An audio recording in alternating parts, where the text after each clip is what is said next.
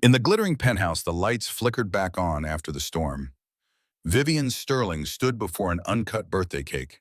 No guests, no well wishes, just the rain drumming against the windows.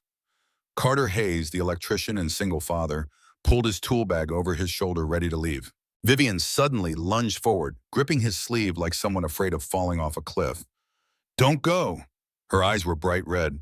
"It's my birthday today. You're the only one who came. Please stay with me." Carter Hayes had never planned to be in a place like this. At 36, he'd built a quiet life from the rubble of a tragedy most people couldn't imagine surviving. He worked contract maintenance jobs, electrical repairs mostly, the kind of work that kept the lights on without asking questions or demanding explanations. His apartment was small, functional, clean in the way that spoke of careful hands and limited resources, but also of dignity. There were no framed degrees on the wall, no accolades gathering dust on shelves, just a school calendar magnetized to the fridge with Bonnie's test dates circled in red marker, and a worn sofa where he helped his daughter with homework every night, their heads bent together over math problems and spelling words. Bonnie Hayes was 7 years old, sharp as a tack, with eyes that seemed to read people the way her father read circuit diagrams, with precision and understanding beyond her years. She noticed everything, the kind of observant that made adults uncomfortable when they realized a child could see through their polite lies. When her teacher asked too many questions about why her father always picked her up alone, why there was never a mother at parent conferences or school plays, Bonnie would say simply, without drama or self-pity, "My mom's in heaven." She didn't remember Adelaide, not really. Couldn't recall her voice or her laugh or the way she used to braid hair. But she understood the shape of the absence, the way her father's jaw tightened when other kids talked about Mother's Day, the way he kept one photograph on the mantle but never talked about it unless Bonnie asked. Carter's greatest fear wasn't poverty. It wasn't the unpredictable hours or the patched jackets or the secondhand furniture. It was entanglement. Rich people, powerful people. They lived in a world where nothing came without strings, where favors turned into leashes, and kindness was always, always transactional. He'd learned that the hard way. Getting pulled into their orbit meant exposing Bonnie to instability, to questions, to the kind of scrutiny that could crack open everything he'd worked so hard to protect. But there was something else, something Bonnie didn't know. In Carter's tool bag, tucked beneath the voltage meter and wire strippers, was an old ID badge, faded, laminated, the kind issued to engineers, not electricians. He never showed it to anyone. It was just a reminder of who he used to be before the night everything burned down. His wife, Adelaide, had died in what the police called an accident, a series of equipment failures, faulty wiring in their apartment building, carbon monoxide from a malfunctioning furnace. It happened during the months when Carter was fighting to clear his name, when he was too consumed by legal battles to notice the dangers closing in on his own home. He'd never forgiven himself. He believed deep in his bones that it wasn't random. It was connected to the fire, to the people who needed someone to blame, to the system that crushed anyone who dared to point fingers upward. Vivian Sterling, on the other hand, lived in a world most people only glimpsed through magazine spreads and business headlines. She was CEO of Sterling Industries, a conglomerate so vast that its quarterly earnings could fund small nations. The public knew her as Ice, precision incarnate, a woman who wore power like a tailored suit and never, ever smiled in photographs. But the truth was more complicated. Vivian hated birthdays. Every year, the date dragged her back to one specific night, the night the candles went out and never came back on. She was 18 then, standing in a ballroom filled with the city's elite, celebrating a milestone she didn't want. The electrical system failed. Fire suppression didn't engage. Smoke filled the halls. And when the chaos cleared, Matilda was gone. Matilda. The name still made Vivian's chest tighten. Not a sister by blood, but something closer. A girl who'd grown up in Vivian's shadow, who'd looked at her like she hung the moon. Matilda had been 12 years old, bright-eyed and laughing until the night she wasn't. Vivian built her empire on the ashes of that night. She convinced herself that control was the antidote to grief, that if she could master every variable, every risk, every human element, she'd never lose anyone again. But control required distance, and distance required walls. So she became untouchable, unreachable, a billionaire who commanded boardrooms but couldn't fill a dinner table. The board of directors at Sterling Industries was not a collection of allies. Chairman Otis and legal advisor Bernice held reins Vivian couldn't see but always felt. They had files, old ones, documents that tied back to that 18th birthday, to the investigation that followed, to the settlements paid quietly to avoid scandal. They reminded her in polite corporate language that her position was conditional, that if she stepped out of line, the files would surface, that the empire she thought she commanded was really just a cage with velvet bars. Ingrid, the PR director, cared about optics more than people. Elias, head of security, followed protocol like scripture. Henry, the internal lawyer, understood the law but lacked the spine to wield it. They orbited Vivian, but none of them knew her. None of them stayed past business hours.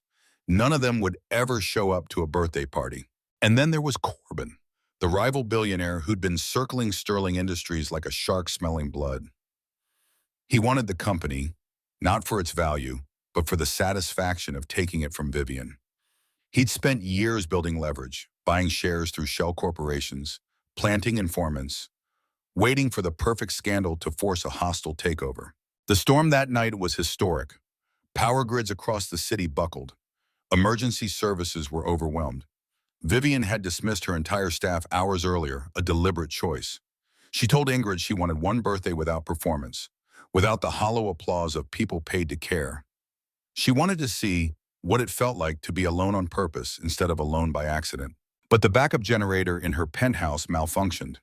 The lights died, the heating stopped, and suddenly, the silence she craved felt less like peace and more like a tomb. Ingrid, ever efficient, called an emergency service. Send someone immediately. VIP client. The dispatcher didn't ask questions. Carter took the job because he needed the money. Bonnie's school had sent another tuition reminder, politely worded but unmistakably firm. The babysitter canceled at the last minute, her own kids sick with flu, and Carter had no backup plan. So he did what he always did. He packed an extra jacket, filled a thermos with hot chocolate, and brought Bonnie along. She sat in the hallway of the penthouse building, backpack on her lap, small and patient in the way that broke Carter's heart. Through the crack in the door, she could see the birthday cake, tall and untouched, candles unlit, sitting on a marble counter like a monument to nothing. Vivian saw the child first. She'd been pacing, trying to ignore the silence, when she glanced toward the hallway and locked eyes with Bonnie. The girl didn't look away. She just stared, curious and unafraid, and something in Vivian's chest cracked. Those eyes, that expression, it was Matilda all over again. Carter worked with the kind of precision that didn't match his job title. He didn't just reconnect wires. He diagnosed the system like an engineer, checking load distribution, inspecting the transfer switch, testing capacitors, reviewing error logs on the control panel. He moved through the circuits like someone who understood not just how things worked, but why they failed.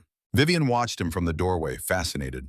Most people cowered in her presence, stumbled over words, tried too hard to impress. Carter didn't even glance her way. He was focused, methodical, unimpressed by the marble floors and designer furniture. To him, this was just another job, another broken system in need of repair. When the lights finally came back on, the digital clock blinked past midnight. Officially, it was no longer her birthday. Vivian stared at the cake, at the empty chairs, at the floor-to-ceiling windows reflecting a woman standing alone in a palace built for crowds. The mask she wore so carefully, the one that made board members flinch and competitors retreat, slipped just for a moment. Carter picked up his tool bag, checked on Bonnie, and turned toward the door. That's when Vivian moved, not with the calculated grace she used in business, but with something raw and desperate.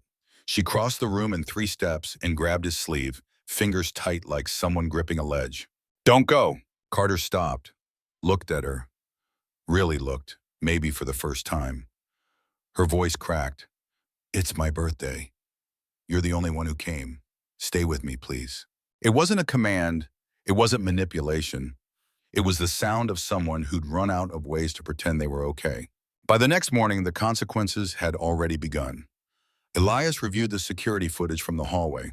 The cameras had captured Vivian standing close to Carter, her hand on his arm, the angle just ambiguous enough to suggest intimacy where there was none. It didn't matter that nothing happened. The optics were damaging. Finn, the investigative journalist who specialized in financial elite scandals, received an anonymous tip. Powerful CEO spends night with working-class electrician. The message included timestamps, the building address, and a blurry still from the security feed. Corbin's fingerprints were all over it, though no one could prove it. Ingrid was livid. If this hits the press, the stock will tank. Shareholders will demand answers. We need to control the narrative. She ordered Elias to identify Carter, run a background check, and handle it discreetly. Translation: find leverage, apply pressure, make the problem disappear. Otis and Bernice convened an emergency meeting. They saw opportunity where Ingrid saw crisis. Carter was a weakness, a crack in Vivian's armor. If they could weaponize him, they could force her compliance on the upcoming merger deal, the one she'd been resisting for months. Carter went home that morning feeling uneasy. Bonnie, oblivious to the tension, chattered about the lonely cake lady all through breakfast. She didn't understand why her father seemed so distracted, why he kept checking his phone, why he told her not to mention the penthouse to anyone at school. Carter reminded himself of his cardinal rule: don't get involved with rich people's problems. Don't let their chaos bleed into Bonnie's life. Stay small, stay safe, stay invisible.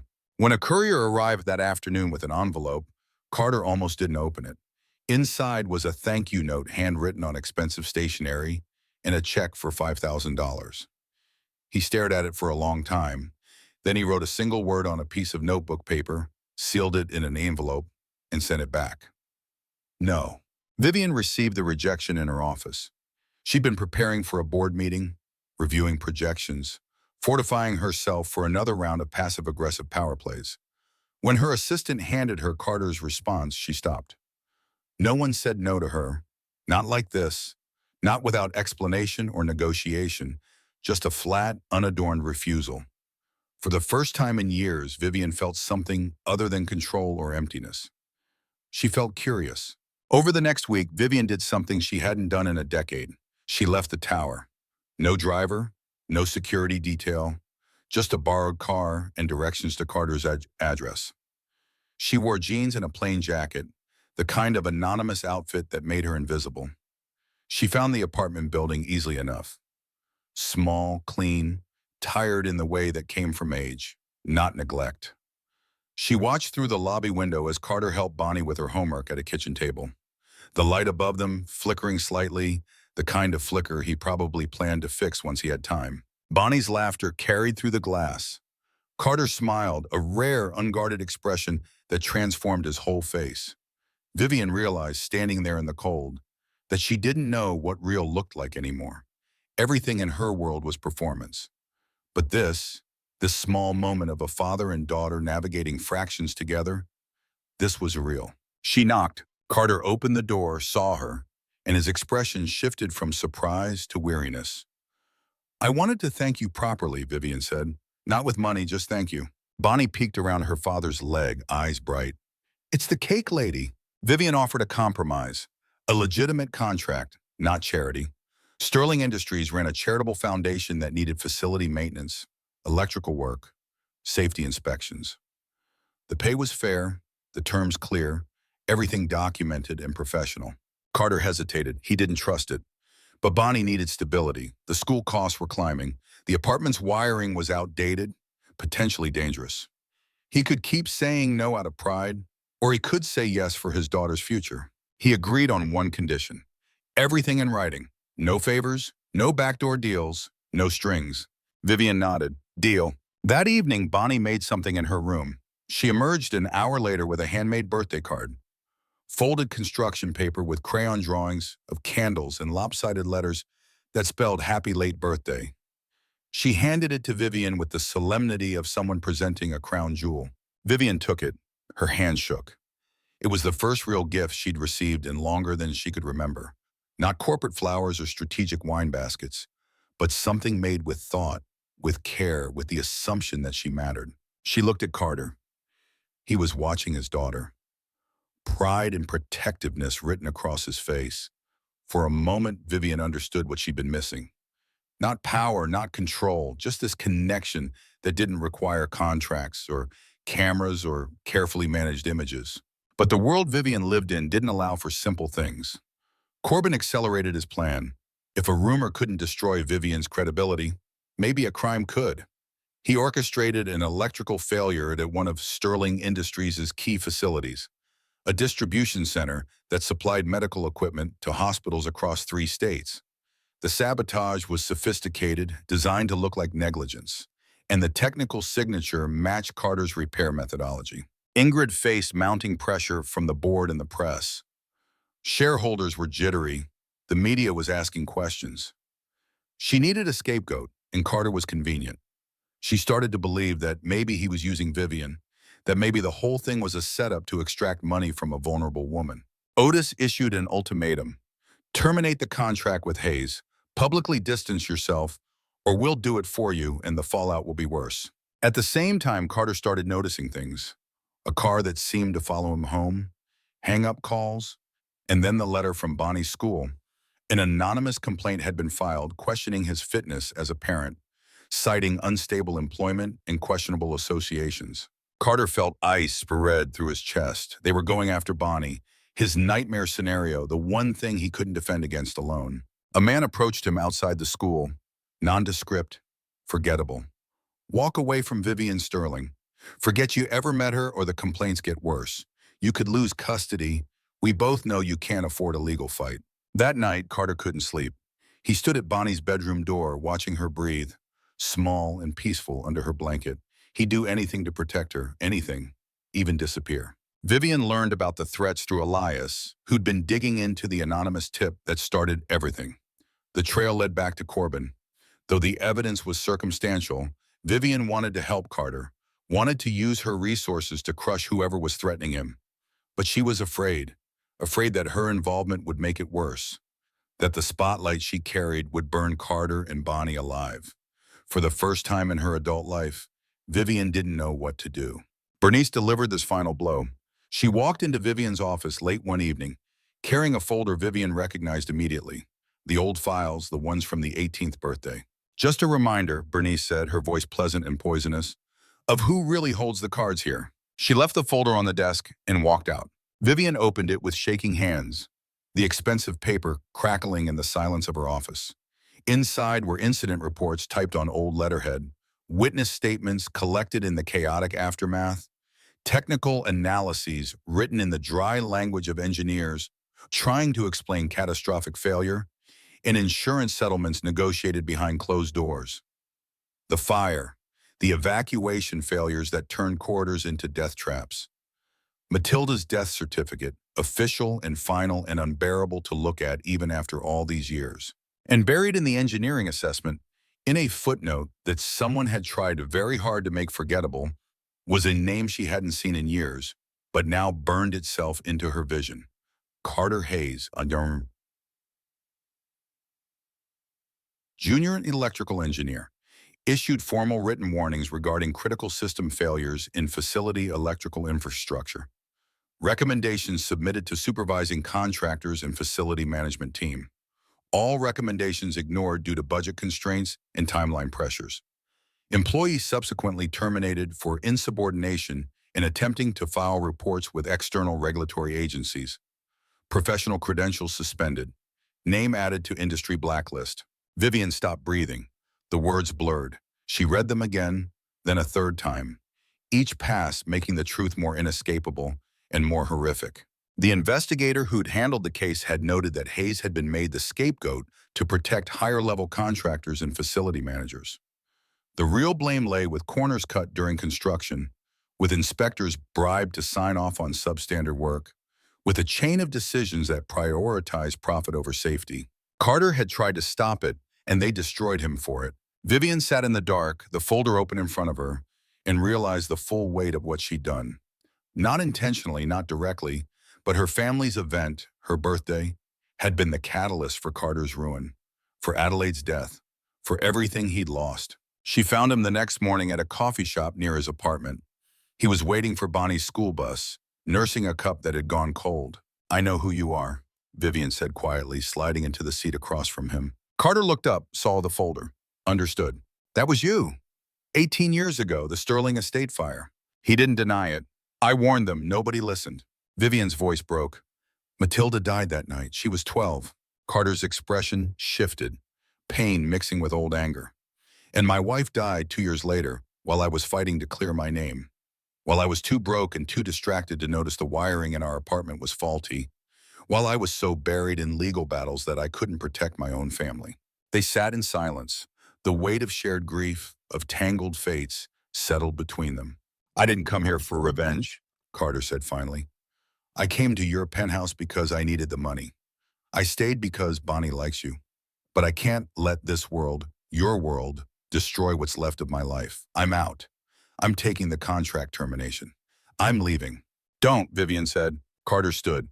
"I have to. Then they win. Corbin, Otis, everyone who's been using us as pieces on their board.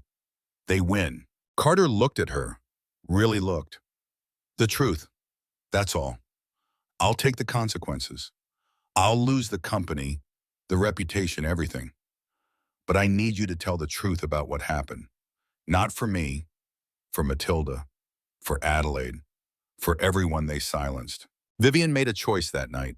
She would stand with Carter publicly and let the pieces fall where they would. But she needed a strategy. She pulled Henry, the internal lawyer, into her confidence. He was scared, but he was also decent. Together they built a case, not just against Corbin, but against the entire system that had enabled the cover-up. Elias surprisingly offered his help. "I follow the rules," he said, "but I don't follow cowards. If you're really doing this, I'm in." Finn, the journalist, received an unusual message, an invitation to an exclusive interview, off the record, with someone who had information about the Sterling estate fire. He took the bait. The plan was risky. Corbin had to be drawn out, made to confess his involvement. And the only way to do that was to make him think he had already won. Henry arranged a meeting, ostensibly for Carter to sign a non-disclosure agreement and accept a settlement in exchange for his silence. Corbin, smelling blood, insisted on attending personally, unable to resist the chance to watch Vivian's downfall firsthand. The meeting took place in a neutral conference room. Carter sat across from Corbin, Bernice, and Otis. Vivian was conspicuously absent, supposedly too ashamed to face the situation. Corbin slid the paperwork across the table. "Sign this, take the money, disappear. Everyone wins." Carter picked up the pen. "You really orchestrated all of this, didn't you? The electrical failure at the facility, the anonymous complaints about my daughter, just to hurt Vivian." Corbin smiled. "I orchestrated nothing. I simply facilitated consequences. Vivian should have been more careful about who she associates with." "And 18 years ago?" Carter asked. Otis stiffened. "That's not relevant to this discussion." "It's completely relevant," Carter said, "because you were on the board then too, weren't you? You knew the facility wasn't up to code. You knew the electrical systems were compromised. And when I reported it, you had me fired and blacklisted to protect the construction contracts." Bernice stood. "This meeting is over." "Is it?" Carter gestured to the corner of the room where a security camera blinked silently. Elias had installed it 2 days earlier. Fully legal, fully documented. Corbin's smile vanished. The recording captured everything. The implicit admission, the threats, the conspiracy to suppress evidence and destroy anyone who challenged the narrative. Finn published the story the next day.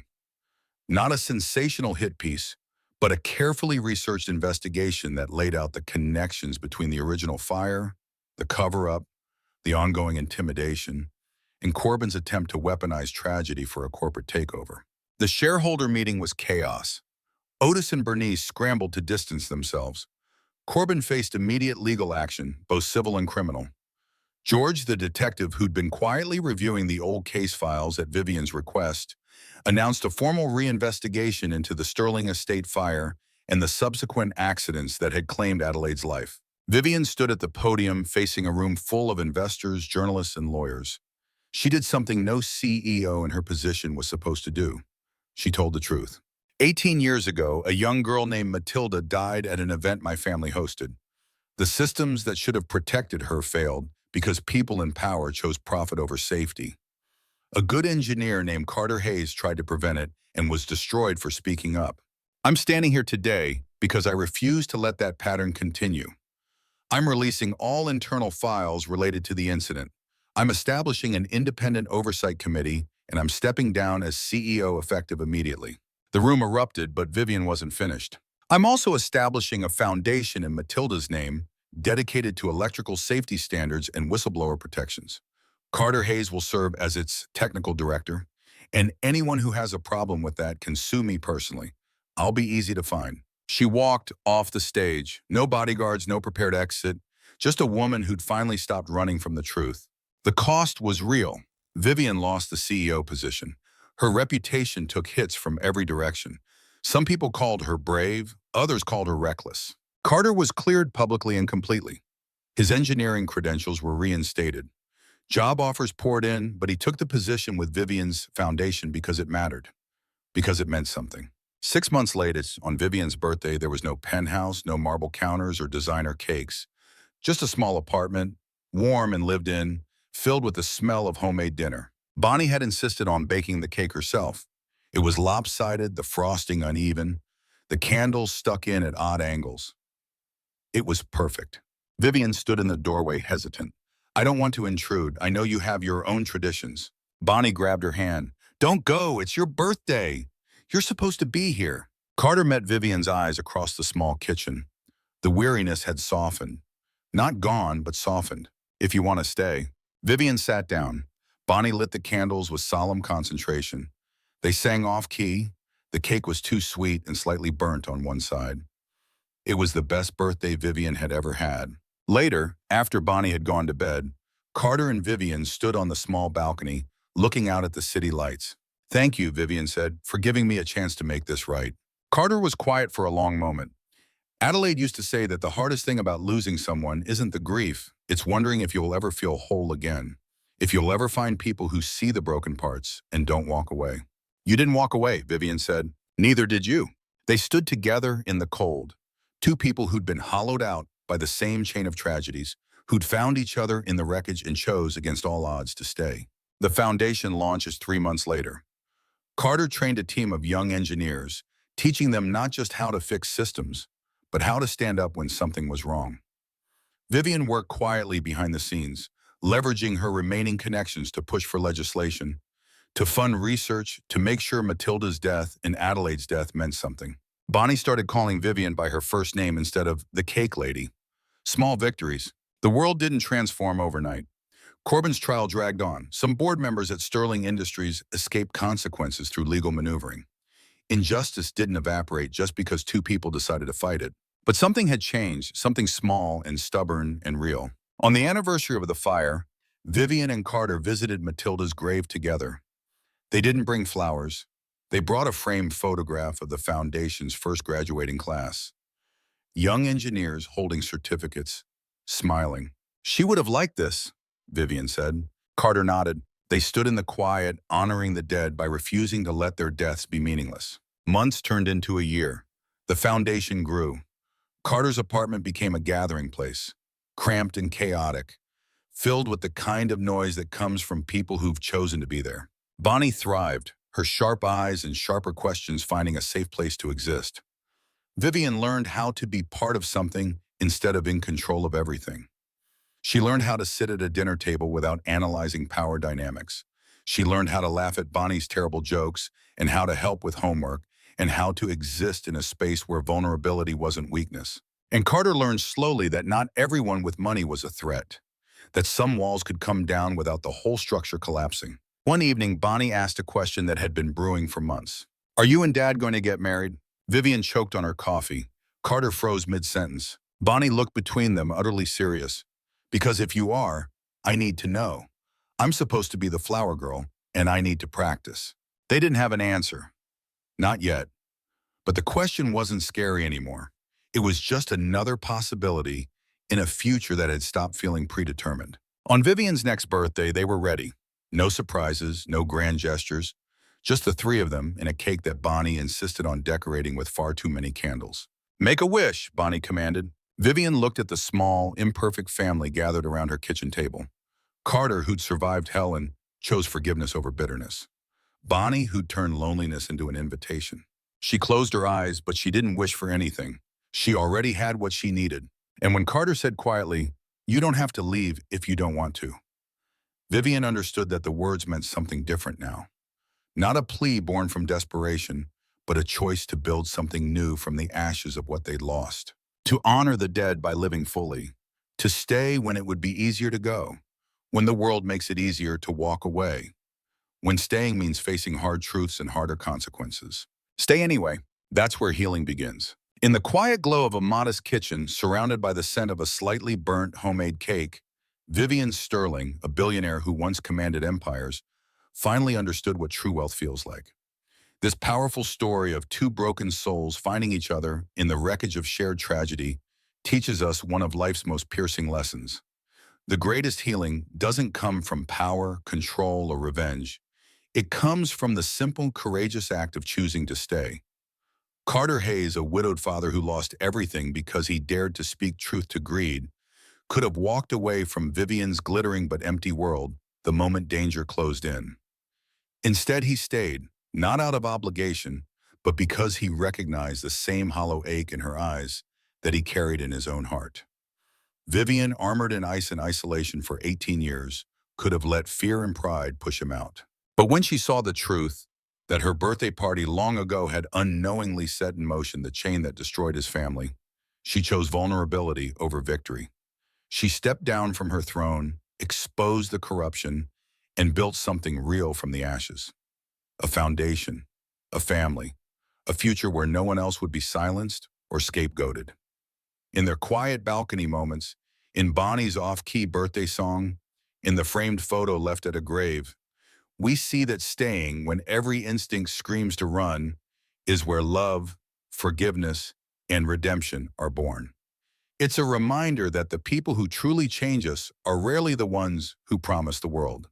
They're the ones who show up in the storm and refuse to leave. This story hurts because it's honest, and it heals because it's hopeful. What moment in your life taught you the power of staying when it would have been easier to go?